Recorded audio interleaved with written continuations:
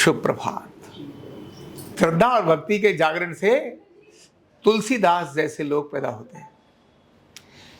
तभी कहते हैं राम रसायन जिसके पासा। राम रसायन, राम क्या है? रसायन है। रसायन मतलब हम जो ठीक होते हैं ना, औषधियां सारी क्या है? केमिकल्स, है ना।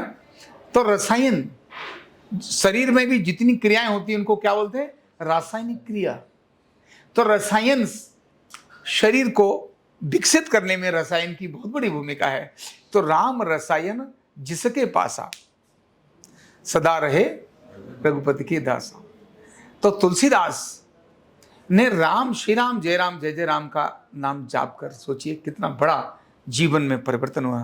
माना कहाँ जन्म से अभागा, कहाँ जो जिसके घर भी जाए उसको तबाह कर दे, ऐसे ज्योतिषी की भविष्यवाणी।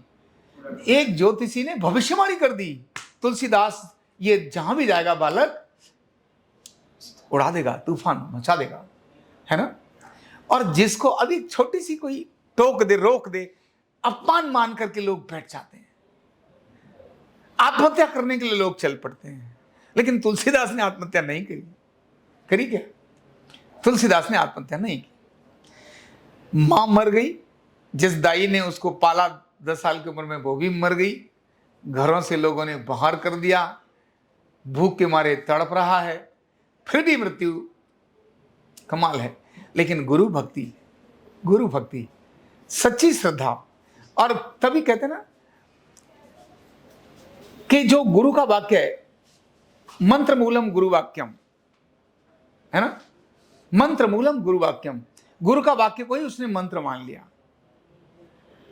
ऐसे ही उस मंत्र को जपते जपते अद्भुत व्यक्ति बन गया। यानी जो ऊर्जा डाउन जा रही थी वो ऊर्जा फिर से ठीक हुई, और जो ग्रहों के नेगेटिव प्रभाव थे वो सारे प्रभाव बदल गए, है ना, बदल गए। लेकिन अभी यहां एक बात और समझ में आती है तुलसीदास जी को की कहानी पढ़ने के बाद, कि जिस व्यक्ति ने अनेक सारे ग्रंथों का अध्ययन किया हो, ध्यान रखना, जिस व्यक्ति ने अनेक सारे ग्रंथों का सिर्फ अध्ययन किया हो, मतलब वो केवल कागजी ज्ञानी है। क्या है वो? कागजी ज्ञानी है। इतने सारे ग्रंथों का अध्ययन कर लिया तो नॉलेज आना सिर्फ सब कुछ नहीं होता। एक बहुत बढ़िया कथावाचक बन गया है, बहुत बढ़िया गीत गाता है, लेकिन इतना ही होगा ऐसा नहीं है। वह व्यक्ति भी पत्नी के मुंह में तड़पता हुआ मुर्दे के ऊपर चढ़ जाता है और शाम को पकड़ के दूसरी मंजिल में पहुंच जाता है। सोच सकते? अभी उसको ग्रंथों का अध्ययन कर लिया उसने, ग्रंथ सारे स्मरण हो चुके हैं उसको, यानी वेद भी हो गए, पुराण भी हो गए, राम के चरित्र को उसने अंदर मतलब रट लिया है पूरा। वाल्मीकि रामायण उसको एक एक शब्द से अर्थ पता है, वाल्मीकि रामायण एक एक पता है, कहानियां सुनाता है। लेकिन उन सारी ग्रंथों के अध्ययन के बाद भी व्यक्ति में वो भाव जाग जाएगा जरूरी नहीं है। वह भी पत्नी के प्रति कितना मोहित हो गया, कितना मोहित हो गया, एक पल रहना जिसका मुश्किल हो रहा हो। पत्नी कह रही है 4 दिन बाद आ जाऊंगी, लेकिन फिर भी वो कह रहा है नहीं, मुझे तो आज ही मिलना है, आज ही मिलना है। चल पड़ता है। तो इसलिए नॉलेज केवल जरूरी है, नॉलेज जरूरी है, लेकिन बहुत कुछ नहीं है। अल्टीमेट चाहिए, और अल्टीमेट जब कोई तगड़ा झटका लगता है व्यक्ति में तभी मिलता है। अब ये सब बच्चे लेट आते हैं क्योंकि कोई झटका ही नहीं मिला। जिस दिन इनको झटका मिल जाएगा उस दिन इनके सवेरे 4 बजे नींद खुलेगी और समय से पहले ट्रैक पहुंचेंगे। जब तक झटका नहीं मिला तब तक ये शादी वाले तुलसीदास हैं। क्या है ये? नहीं, शादी वाले तुलसीदास भी नहीं है, नॉलेज वाले। चल बेटी का हो जाएगा। शादी वाले तुलसीदास होते तो चल जाता काम, शादी से पहले के तुलसीदास है। अब आगे वाली बात बोलूं, कहीं नहीं, कोई ना कोई बहाने लगाते। जिस दिन झटका लगता है व्यक्ति में रूपांतरण हो जाता है।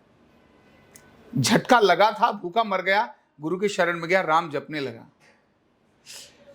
झटका लगा था जब पत्नी रत्नावली ने उसको बोला कि जितना तू लगाओ प्रेम मुझसे करता है, अगर उतना उस राम से करेगा तो तेरा कल्याण हो जाएगा। बस यही था कि बदल गया और तुलसीदास हो गया। इसलिए जीवन में परिवर्तन झटका लगने से होता है। किससे होता है? बड़े बड़े घरों के अंदर मैंने देखा है, बड़े बड़े लोगों को देखा है, परिवर्तन अगर कभी होता है तो झटके लगने से होता है, झटका लगने से।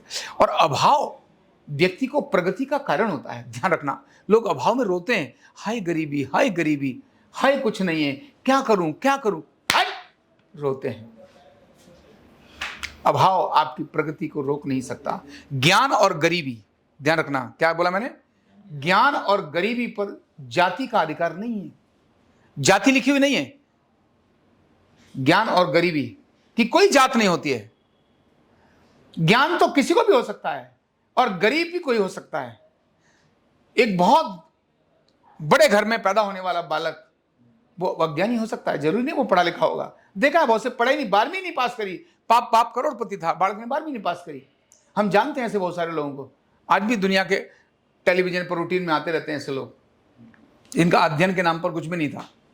अंग्रेजी जानने से क्या होता? अंग्रेजी तो अंग्रेज घर में पैदा होने वाला अंग्रेजी बोल लेगा, हरियाणवी बोल के दिखाए तो समझे, बोलो भाई, पंजाबी बोल के दिखाए तो समझे कि बड़ा पढ़ा लिखा है भाई, तू बोल पंजाबी। अंग्रेजी बोल रहा, अंग्रेजी घर में पैदा होगा तो बोलेगा अंग्रेजी, है ना? तो इसीलिए ज्ञान और गरीबी की कोई जात नहीं होती। आप किसी भी घर में पैदा हुए हैं, पैदा गरीब हो सकते हैं लेकिन मृत्यु भी, पैदा आप बिना पढ़े लिखे घर में हो सकते हैं लेकिन मृत्यु भी बिना पढ़े लिखे होगी। ये कैसे कारण बन सकता है? ये तो व्यक्ति को खुद ही अपना जीवन लिखना पड़ता है।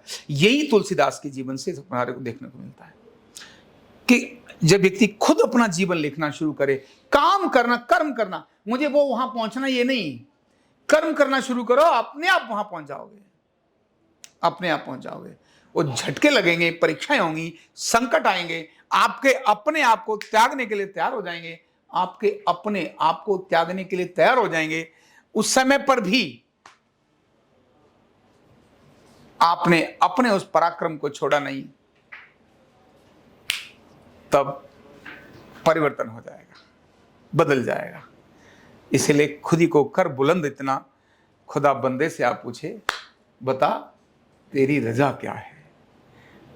तुलसीदास, वही तुलसीदास को खुद होकर भगवान आकर चंदन लगवाते हैं, चंदन लगवाते हैं 80 घाट पर, है ना, चंदन लगाते हैं। खुद है मेरे चंदन लगा दो, राम और लक्ष्मण दोनों वहां पर आते हैं चंदन लगवाने के लिए।